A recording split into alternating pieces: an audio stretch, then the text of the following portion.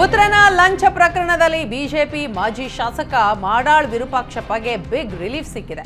ಮಾಡಾಳ್ ವಿರುದ್ಧ ಲೋಕಾಯುಕ್ತ ಕೇಸ್ ರದ್ದುಗೊಳಿಸಿ ಹೈಕೋರ್ಟ್ ಆದೇಶವನ್ನು ಹೊರಡಿಸಿದೆ. ಮಾಡಾಳ್ ವಿರೂಪಾಕ್ಷಪ್ಪ ಕೆಎಸ್ಡಿಎಲ್ ಅಧ್ಯಕ್ಷ ಹುದ್ದೆಯಲ್ಲಿದ್ದಾಗ ಭ್ರಷ್ಟಾಚಾರ ಎಸಗಿದ್ದಾರೆ ಅನ್ನೋ ಆರೋಪ ಕೇಳಿ ಬಂದಿತ್ತು. ಮಾಡಾಳ್ ಪುತ್ರ ಲಂಚ ಸ್ವೀಕಾರದ ವೇಳೆ ರೆಡ್ ಹ್ಯಾಂಡ್ ಆಗಿ ಲೋಕಾಯುಕ್ತ ಪೊಲೀಸರ ಬಲೆಗೆ ಬಿದ್ದಿದ್ದ. ಕಂತೆ ಹಣದೊಂದಿಗೆ ಮಾಡಾಳ್ ಪುತ್ರನನ್ನ ಬಂಧಿಸಲಾಗಿತ್ತು. ಇದೇ ಕೇಸ್ನಲ್ಲಿ ಮಾಜಿ ಶಾಸಕ ಮಾಡಾಳ್ ವಿರೂಪಾಕ್ಷಪ್ಪ ಕೂಡ ಜೈಲಿಗೆ ಹೋಗಿ ಬಂದಿದ್ದರು. ಆದರೆ ಈಗ ಪ್ರಕರಣದಿಂದ ಮಾಡಾಳ್ ವಿರೂಪಾಕ್ಷಪ್ಪಗೆ ಹೈಕೋರ್ಟ್ ಏಕಸದಸ್ಯ ಪೀಠ ರಿಲೀಫ್ ನೀಡಿದೆ. ತಾಂತ್ರಿಕ ಕಾರಣದಿಂದ ಮಾಡಾಳು ವಿರೂಪಾಕ್ಷಪ್ಪ ಕೇಸ್ನಿಂದ ಖುಲಾಸೆಯಾಗಿದ್ದಾರೆ. ಆದರೆ ಮಾಡಾಳು ವಿರೂಪಾಕ್ಷಪ್ಪ ಪುತ್ರ ಸೇರಿ ಇತರೆ ಆರೋಪಿಗಳ ವಿರುದ್ಧ ಕೇಸ್ ಮುಂದುವರಿಯಲಿದೆ. ಲೋಕಸಭೆ ಚುನಾವಣೆಯಲ್ಲಿ ಅಕ್ರಮ ನಡೆಸಿದ್ದ ಆರೋಪ ಪ್ರಕರಣದಲ್ಲಿ ಎಂಎಲ್ಸಿ ಸೂರಜ್ ರೇವಣ್ಣಗೆ ಹೈಕೋರ್ಟ್ನಿಂದ ಬಿಗ್ ರಿಲೀಫ್ ಸಿಕ್ಕಿದೆ. ವಿಧಾನ ಪರಿಷತ್ ಸದಸ್ಯ ಸ್ಥಾನದಿಂದ ಅನರ್ಹಗೊಳಿಸುವಂತೆ ವಕೀಲ ದೇವರಾಜೇಗೌಡ ಸಲ್ಲಿಸಿದ್ದ ಅರ್ಜಿಯನ್ನ ಹೈಕೋರ್ಟ್ ವಜಾ ಮಾಡಿದೆ. ನ್ಯಾಯಮೂರ್ತಿ ಎಂ ನಾಗಪ್ರಸನ್ನ ಅವರಿದ್ದ ಹೈಕೋರ್ಟ್ ಪೀಠ ಅರ್ಜಿ ವಜಾಗೊಳಿಸಿದೆ. ಲೋಕಸಭೆ ಚುನಾವಣೆಯಲ್ಲಿ ಅಕ್ರಮ ನಡೆಸಿದ್ದಾರೆ ಅಂತ ಆರೋಪಿಸಲಾಗಿತ್ತು. ಅಹಿಂದ ಸಮಾವೇಶಕ್ಕೆಲ್ಲ ನಾನು ಹೋಗಲ್ಲ ಎನ್ನುವ ಮೂಲಕ ಸಿಎಂ ಸಿದ್ದರಾಮಯ್ಯಗೆ ಮತ್ತೊಮ್ಮೆ ಕಾಂಗ್ರೆಸ್ ಮುಖಂಡ ಬಿಕೆ ಹರಿಪ್ರಸಾದ್ ಕೌಂಟರ್ ಕೊಟ್ಟಿದ್ದಾರೆ. ಜನವರಿಯಲ್ಲಿ ಅಖಿಲ ಭಾರತ ಮಟ್ಟದಲ್ಲಿ ಸಮಾವೇಶ ನಡೆಯಲಿದೆ. ಗುರುನಾರಾಯಣ ಪೀಠ ಈ ಸಮಾವೇಶ ಆಯೋಜಿಸಿದೆ. ಈ ಸಮಾವೇಶಕ್ಕೆ ನನ್ನ ಸಂಪೂರ್ಣ ಸಹಕಾರ ಇದೆ ಅಂತ ಹೇಳಿದ್ದೇನೆ ಎನ್ನುವ ಮೂಲಕ ಮತ್ತೊಮ್ಮೆ ಬಂಡಾಯದ ಕಹಳೆ ಮೊಳಗಿಸುವ ಸೂಚನೆಯನ್ನ ನೀಡಿದ್ದಾರೆ. ನಾನು ಸೈಲೆಂಟ್ ಆಗಿಲ್ಲ, ಹೇಳಿಕೆ ಕೊಡೋದನ್ನು ಕಡಿಮೆ ಮಾಡಿಲ್ಲ ಎನ್ನುವ ಮೂಲಕ ಸ್ವಪಕ್ಷದವರ ವಿರುದ್ಧವೇ ಬಿಕೆ ಹರಿಪ್ರಸಾದ್ ಪರೋಕ್ಷ ಅಸಮಾಧಾನ ಹೊರಹಾಕಿದ್ದಾರೆ.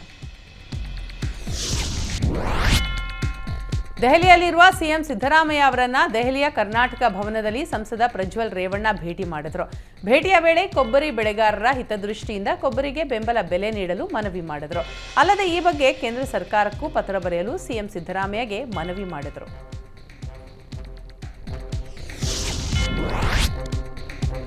ರಾಜ್ಯದಲ್ಲಿ ಅತಿ ಹೆಚ್ಚು ಕೊರೋನಾ ಟೆಸ್ಟ್ ಮಾಡಲು ಸೂಚಿಸಲಾಗಿದೆ ಅಂತ ಆರೋಗ್ಯ ಸಚಿವ ದಿನೇಶ್ ಗುಂಡೂರಾವ್ ತಿಳಿಸಿದರು.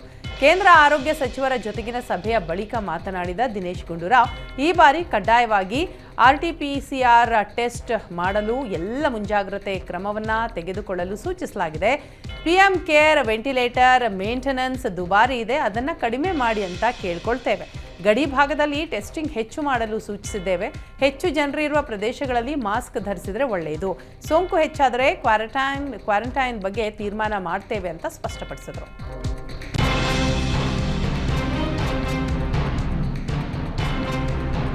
ಕೊರೋನಾ ಪ್ರಕರಣಗಳು ಹೆಚ್ಚುವ ಭೀತಿಯ ನಡುವೆಯೇ ರಾಜ್ಯದಲ್ಲಿ ಮಹಾಮಾರಿಗೆ ಮೊದಲ ಬಲಿಯಾಗಿದೆ.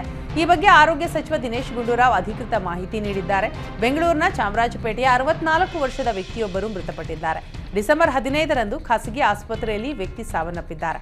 ಕೊರೋನಾ ಜೊತೆಗೆ ಹಾರ್ಟ್ ಮತ್ತು ಟಿಬಿ ಇನ್ಫೆಕ್ಷನ್ ಸಮಸ್ಯೆಗಳು ಇತ್ತು ಅಂತ ಹೇಳಲಾಗಿದೆ. ರಾಜ್ಯದ ಜನತೆ ಬಹಳಷ್ಟು ಎಚ್ಚರಿಕೆಯಿಂದ ಇರಬೇಕು. ಹೊರಗಡೆ ತೆರಳುವಾಗ ಮಾಸ್ಕ್ ಧರಿಸಿ.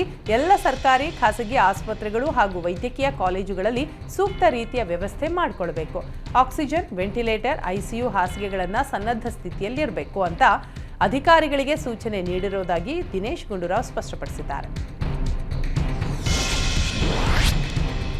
ಕ್ರಿಸ್ಮಸ್ ಹಾಗೂ ನ್ಯೂ ಇಯರ್ಗೆ ಸ್ಟ್ರಿಕ್ಟ್ ರೂಲ್ಸ್ ವಿಚಾರವಾಗಿ ಸದ್ಯಕ್ಕೆ ಯಾವುದೇ ನಿರ್ಬಂಧ ಇಲ್ಲ ಅಂತ ಆರೋಗ್ಯ ಸಚಿವ ದಿನೇಶ್ ಗುಂಡೂರಾವ್ ಹೇಳಿದ್ದಾರೆ. ಕೇಂದ್ರ ಸಹ ಯಾವುದೇ ನಿರ್ಬಂಧನ ಇಲ್ಲ ಅಂತ ಹೇಳಿದೆ. ಅಂತಾರಾಷ್ಟ್ರೀಯ ಟ್ರಾವೆಲ್ ಬಗ್ಗೆಯೂ ಈಗಲೇ ಯಾವುದೇ ನಿಬಂಧನೆಗಳು ಇಲ್ಲ. ಟೆಸ್ಟಿಂಗ್ ಜಾಸ್ತಿ ಮಾಡಲು ಸೂಚನೆ ಕೊಟ್ಟಿದ್ದೇವೆ. ಬೆಂಗಳೂರಿನಲ್ಲಿ ಸಾವನ್ನಪ್ಪಿದವರ ಜಿನೋಮ್ ಸೀಕ್ವೆನ್ಸ್ ಸ್ಯಾಂಪಲ್ ಕಳಿಸ್ತೇವೆ. ಟೆಸ್ಟಿಂಗ್ಗೆ ಬೇಕಾಗುವ ಎಲ್ಲ ಸಲಕರಣೆಗಳು ಇವೆ. ಸರ್ಕಾರಿ ಆಸ್ಪತ್ರೆಗಳಲ್ಲಿ ಆರ್ಟಿಪಿಸಿಆರ್ ಫ್ರೀ ಇದೆ. ಖಾಸಗಿ ಆಸ್ಪತ್ರೆ ದರದ ಬಗ್ಗೆ ನಾಳೆ ಸಿಎಂ ಜೊತೆ ಸಭೆಯಲ್ಲಿ ಚರ್ಚೆ ಮಾಡ್ತೀವಿ. ಯಾರೂ ಪ್ಯಾನಿಕ್ ಆಗೋದು ಬೇಡ ಅಂತ ದಿನೇಶ್ ಗುಂಡೂರಾವ್ ಹೇಳಿದ್ದಾರೆ. ನೆರೆ ರಾಜ್ಯಗಳಲ್ಲಿ ಕೊರೋನಾ ಹೆಚ್ಚಳ ಹಿನ್ನೆಲೆ ರಾಜ್ಯದಲ್ಲಿ ಆತಂಕ ಹೆಚ್ಚಾಗಿದೆ. ರಾಜ್ಯದಲ್ಲಿ ಕೊರೋನಾ ತಡೆಗೆ ಆರೋಗ್ಯ ಇಲಾಖೆ ಗೈಡ್ಲೈನ್ಸ್ ಜಾರಿಗೊಳಿಸಿದೆ. ಬೆಂಗಳೂರಿನಲ್ಲೂ ಕೋವಿಡ್ ತಡೆಗೆ ಬಿಬಿಎಂಪಿ ಅಲರ್ಟ್ ಆಗಿದೆ. ಪಾಲಿಕೆ ವ್ಯಾಪ್ತಿಯಲ್ಲಿ ಸಾರಿ ಇಲಿ ಕೇಸ್ ಮೇಲೆ ನಿಗಾ ಇಡಲು ಬಿಬಿಎಂಪಿ ಮುಂದಾಗಿದೆ. ಬಿಬಿಎಂಪಿ, ಪಿಎಚ್ಸಿ, ನಮ್ಮ ಕ್ಲಿನಿಕ್ ಕೋವಿಡ್ ಸಿದ್ಧತೆಗಳ ಬಗ್ಗೆ ರಾಜ್ಯ ಆರೋಗ್ಯ ಇಲಾಖೆ ಮಾಹಿತಿ ಕೇಳಿದೆ. ಪಾಲಿಕೆ ವ್ಯಾಪ್ತಿಯ ಪ್ರಾಥಮಿಕ ಆರೋಗ್ಯ ಕೇಂದ್ರಗಳಿಗೆ ಸಿದ್ಧತೆ ಮಾಡಿಕೊಳ್ಳಲು ಸೂಚನೆ ನೀಡಿದೆ. ಬಿಬಿಎಂಪಿ ವ್ಯಾಪ್ತಿಯಲ್ಲಿ ಕೋವಿಡ್ ಸಂಬಂಧ ಆರೋಗ್ಯಾಧಿಕಾರಿಗಳ ಸಭೆ ನಡೆಸಲು BBMP chief commissioner Tushar Girinath ಸೂಚನೆ ಕೊಟ್ಟಿದ್ದಾರೆ. ಅಲ್ಲದೆ ಹೊಸ ವರ್ಷಾಚರಣೆಗೆ ಪಾಲಿಕೆ ಕಡೆಯಿಂದ ಯಾವುದೇ ನಿಬಂಧನೆ ಇರೋದಿಲ್ಲ ಅಂತಲೂ ಕೂಡ ತಿಳಿಸಿದ್ದಾರೆ. ನೀವು ಪೋಷಕರಾಗಲು ಕಾಯುತ್ತಿದ್ದೀರಾ? ಚಿಂತಿಸದಿರಿ. ಓಯಾಸಿಸ್ ಫರ್ಟಿಲಿಟಿ 90,000 ದಂಪತಿಗಳ ಜೀವನದಲ್ಲಿ ಸಂತೋಷವನ್ನು ತಂದಿದೆ. 7825893601ಗೆ ಕರೆ ಮಾಡಿ. ಅತ್ಯದ್ಭುತ ರಿಯಾಯಿತಿ ಪಡೆಯಿರಿ ಹಾಗೂ ಎಲ್ಲರಿಗೂ ಗುಡ್ ನ್ಯೂಸ್ ಕೊಡಿ. ರಾಜ್ಯದಲ್ಲಿ ಕೋವಿಡ್ ಭೀತಿ ಹಿನ್ನೆಲೆ ಸರ್ಕಾರದ ಮಾರ್ಗಸೂಚಿಯಂತೆ ಬಸ್ಗಳಲ್ಲಿ ಮಾಸ್ಕ್ ಕಡ್ಡಾಯವಾಗಿ ಧರಿಸಬೇಕು ಅಂತ ಸಾರಿಗೆ ಸಚಿವ ರಾಮಲಿಂಗಾರೆಡ್ಡಿ ಮನವಿ ಮಾಡಿದ್ದಾರೆ. ಕೇರಳದಲ್ಲಿ ಕೋವಿಡ್ ಆರ್ಭಟ ಹಿನ್ನೆಲೆ ಕೆಎಸ್ಆರ್ಟಿಸಿ ಮತ್ತು ಅಲರ್ಟ್ ಆಗಿದ್ದು, ಕೇರಳದಿಂದ ಬರುವ ಹಾಗೂ ಹೋಗುವ ಬಸ್ಗಳಿಗೆ ಮುನ್ನೆಚ್ಚರಿಕಾ ಕ್ರಮವಾಗಿ ಸ್ಯಾನಿಟೈಸರ್ ಸಿಂಪಡಿಸಲು ಸಚಿವ ರಾಮಲಿಂಗಾರೆಡ್ಡಿ ಸೂಚನೆ ಕೊಟ್ಟಿದ್ದಾರೆ. ಅದರಂತೆ ಅಧಿಕಾರಿಗಳು ಕ್ರಮ ತೆಗೆದುಕೊಳ್ಳಲು ಮುಂದಾಗಿದ್ದಾರೆ. ಸಾರ್ವಜನಿಕರು ಕೂಡ ಬಸ್ಗಳಲ್ಲಿ ಪ್ರಯಾಣಿಸುವಾಗ ಮಾಸ್ಕ್ ಧರಿಸುವಂತೆ ಮನವಿ ಮಾಡಿದ್ದಾರೆ. ರಾಜ್ಯದಲ್ಲಿ ಮತ್ತೆ ಕೊರೋನಾ ಆತಂಕ ಹಿನ್ನೆಲೆಯಲ್ಲಿ ಚಿಕ್ಕಮಗಳೂರು ಜಿಲ್ಲಾಡಳಿತ ಹೈ ಅಲರ್ಟ್ ಆಗಿದೆ. ಸದ್ಯಕ್ಕೆ ಜಿಲ್ಲೆಯಲ್ಲಿ ಆತಂಕದ ವಾತಾವರಣ ಇಲ್ಲ, ಜನರು ಹೆದರಬೇಕಾಗಿಲ್ಲ ಅಂತ ಜಿಲ್ಲಾಧಿಕಾರಿ ನೀನಾ ನಾಗರಾಜ್ ಅಭಯ ನೀಡಿದ್ದಾರೆ. ಜಿಲ್ಲೆಯಲ್ಲಿ ಒಟ್ಟು 103 ಸರ್ಕಾರಿ ಆಸ್ಪತ್ರೆ ಹಾಗೂ 6 ಖಾಸಗಿ ಆಸ್ಪತ್ರೆಗಳಿವೆ.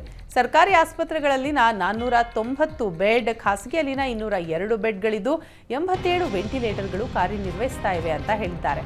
Mask, sanitiser, gloves, PPE kit ಎಲ್ಲವೂ ಸ್ಟಾಕ್ ಇದೆ. ಜಿಲ್ಲೆಯಲ್ಲಿ 21 ಆಂಬ್ಯುಲೆನ್ಸ್ಗಳು ಸನ್ನದ್ಧ ಆಗಿವೆ. ಸಣ್ಣ ಜ್ವರ, ತಲೆನೋವು, ಶೀತಕ್ಕೂ ಆಸ್ಪತ್ರೆಗೆ ಬರುವಂತೆ ಡಿಸಿ ಮನವಿ ಮಾಡಿದ್ದಾರೆ.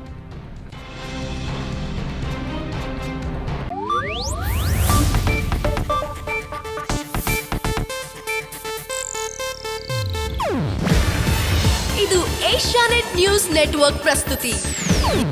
ನೀವು ನೋಡ್ತಿದ್ದೀರಾ ಏಷ್ಯಾನೆಟ್ ಸುವರ್ಣ ನ್ಯೂಸ್.